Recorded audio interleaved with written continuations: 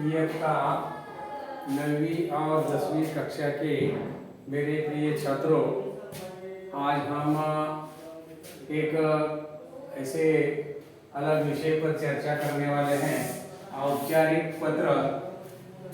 और इस औपचारिक पत्र में हमें किन किन मुद्दों का उस पत्र में इस्तेमाल करना चाहिए, इसकी जानकारी देकर आज एक हम पत्र का ऐसा नमूना तैयार करके दिखाएंगे ताकि आप भी उसी तरह यह पत्र का जो भाग है 9वीं और 10वीं कक्षा के लिए 5 अंकों के लिए ये पत्र का नमूना होता है, तो आप उसमें अच्छे से अच्छे अंक पा सके। इसलिए हम आज फिर एक बार कोशिश कर रहे हैं, पत्र का नमूना आपके सामने पेश कर रहे हैं, तो आप उसे ध्यान से देखकर उसका जो सही प्रयोग है इन मुद्दों का, ये मुद्दे जो हैं ये पत्र में हमें नहीं लिखना, लेकिन कौन सी जगह क्या लिखना है, इसलिए मैं आपको बताता हूँ कि जो भी आपके नोटबुक का पेपर का जो समास होता है, उस समास की ओर से ही एक तरफ से ही लिखना है। ये जो एक के नीचे एक ऐसे उनके जो मध्य हैं ये लिखने हैं, ये नहीं लिखना, समझ में रहे क्या? इसमें से पत्र में कुछ भी नहीं लिखना है, लेकिन हमें मालूम नहीं होता दिनांक कहाँ लिखना है, तो दिनांक यही लिखना है। प्रति का मतलब जिसे हम पत्र भेजने वाले हैं उसे लिखना है। विषय जो है, ये विषय क्या है पत्र का वो लिखना है। संदर्भ और विषय दोनों एक ही होता है। महोदय तो सबको आवश्यक लिखना है। और जो विषय विवेचन है, इस विवेचन में जो विषय पत्र का दिया है आपको, उस पर कुछ बातें लिखनी है। और आखिर में अंत में बहुधीय यानी जो भी पत्र लिखता है उसका नाम लिखना है। और उसके बाद क्रमांक 8 जो है, यहाँ हस्ताक्षर करना है, मतलब सही करनी है, सही हस्ताक्षर करना है पत्र लिखने वाले का। बाद में उसका नाम लिखना है पत्र लिखने वाले का, और पता लिखना है, पता। और बाद में अंत में ईमेल आईडी लिखना है। समझ में आएगा? इन 11 मुद्दों को दोहराकर आपको पत्र का नमूना लिखना है। तो आप ये नमूना कैसे लिखेंगे? ये हमें यहाँ प्रत्यक्षदर्शी पत्र में लिखना नहीं है। ये आपके जानकारी के लिए मैं 11 मुद्दे आपके सामने पेश किए हैं, ताकि आप बहुत बार गलती करते हैं, दिनांक उधर लिखते हैं, प्रति उधर लिखते हैं, पता उधर लिखते हैं। नहीं, उनकी कोई जगह निश्चित है। ये जगह निश्चित करने के लिए ये 11 मुद्दे दिए हैं, तो इनका आपको सही इस्तेमाल करना है। ये लिखने नहीं है। बात फिर एक बार समझाता हूँ, ये मुद्दे आपको पत्र में नहीं लिखने चाहिए, लेकिन इनका इस्तेमाल कैसा करना है, आप पत्र कैसे सही ढंग से लिखना है, ये जानने के लिए आपके सामने एक पत्र का नमूना आज हम यहाँ पेश करने वाले हैं। तो इस पत्र में आपको यहाँ विषय भी दिया गया है।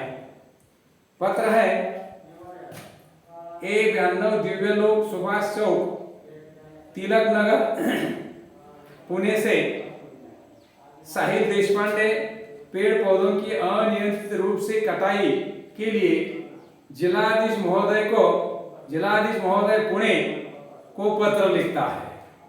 यानी यहाँ पता दिया है, लिखने वाले का नाम दिया है, किसी खत लिखना है उसका पता दिया है, ये सब आपके सामने है। तो हमें विषय भी दिया है कि पेड़ पौधों की अनियंत्रित कटाई की सूचना देते हुए जिलाधीश महोदय को पत्र लिखना है। तो सबसे पहले इन 11 मुद्दों में से पहला मुद्दा याद रखिए कि आपको यहाँ दिनांक का पहला मुद्दा दिया था, तो वहां दिनांक लिखना है। आज कितना दिनांक है? आज का लिखो, जिस दिन पेपर होगा उस दिन का लिखो। तो आज से 10 यहाँ दिनांक लिखना है। बाद में जहां आपको प्रति था वहां सेवा में लिखना है। सेवा मतलब में प्रति लिखा तो भी चलेगा। तो पता भी दिया है वहां, क्या पता दिया है? माननीय जिलाधीश, माननीय जिलाधीश महोदय,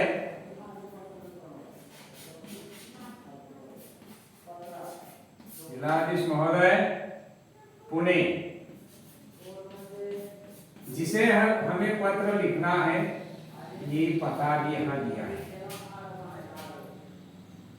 बाद में विषय भी यहां दिया है। पेड़ की अनियंत्रित कटाई, पेड़ की अनियंत्रित कटाई, पेड़ की अनियंत्रित कटाई, ये विषय है। संदर्भ भी यही हो सकता है। उसके बाद महोदय, वैसा ही लिखना है जैसा वहां दिया है, महोदय। ध्यान में आया क्या? तो इसके बाद जो है विषय विवेचन, तो उसमें हमें उस विषय की चर्चा करनी है, लिखना है। तो आप कैसे लिखेंगे कि माननीय जिलाधीश को पत्र लिखना है। मैं पुणे का रहने वाला रहवासी हूं। इस पत्र के माध्यम से मैं आपको सूचित करना चाहता हूं, अत्यंत दुख की बात है, ये दुख का विषय है। अब चारों ओर से इन पेड़ों की अंधाधुंध कटाई की बात लोग कर रहे हैं, चर्चा हो रही है। ऐसे कुछ स्वार्थी लोग हैं जो अपने स्वार्थ के लिए पेड़ को कटवा रहे हैं। आपके नगर में सड़कों के दोनों ओर सरकार क्या करते है? पेड़ लगाती है। उनमें से अधिकांश पेड़ काट चुके हैं। कुछ ऐसी समाज सेवा संस्थाओं ने भी उसे रोकने की कोशिश की, लेकिन उनके साथ मारपीट की। यानी पेड़ की जो कटाई है वो रुकती नहीं। तो अगर पेड़ की इसी प्रकार कटाई चलती रही तो शीघ्र ही वनों का जो क्षेत्र है, पेड़ों का क्षेत्र है, ये खाली हो जाएगा। आपसे अनुरोध है, विनती है कि पुलिस तथा सतर्कता विभाग को इस स्थिति को निपटने का आदेश दे। यानी ये क्या हुआ? विषय विवेचन। समझ में आया क्या? ये विषय विवेचन हुआ। और बाद में धन्यवाद लिखो, धन्यवाद। ये विषय तक, यानी विषय विवेचन तक की बात हुई। आगे हमें क्या करना है? विषय विवेचन के बाद, विषय विवेचन के बाद हमें यहां भौदीय, भौदिया, भौदीय, भौदिया,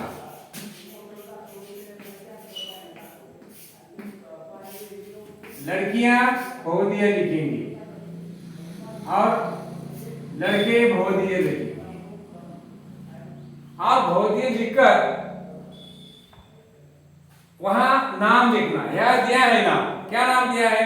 साहिल देशपांडे।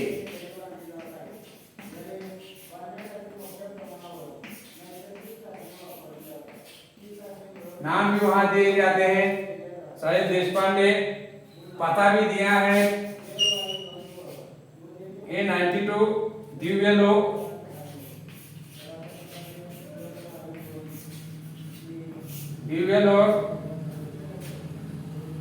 सुभाष चौक,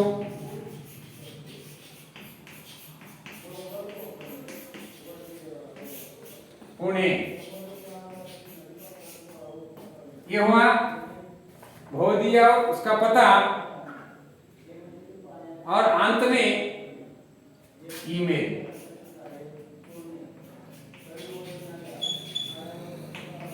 ये लिखना भी आवश्यक है। कुछ भी लिखो, आपको xyzabc@com। उसी प्रकार आपको पत्र लिखना है, औपचारिक पत्र लिखना है, और इन मुद्दों को लेकर ऐसा पत्र लिखना आवश्यक है। अगर आप इसी तरह पत्र लिखेंगे तो आपको अच्छे से अच्छे अंक आप पा सकते हैं। तभी सभी छात्रों को विनती है कि आप ऐसा एक सुंदर पत्र लिखो अपने नोटबुक में। प्रैक्टिस के लिए पत्र के नमूने लिखो और ज़्यादा से ज़्यादा प्रैक्टिस करने की कोशिश करें, ताकि आपकी जो पढ़ाई है ये ऑनलाइन है, ये हमेशा याद रखना आवश्यक है। धन्यवाद। मैं यहाँ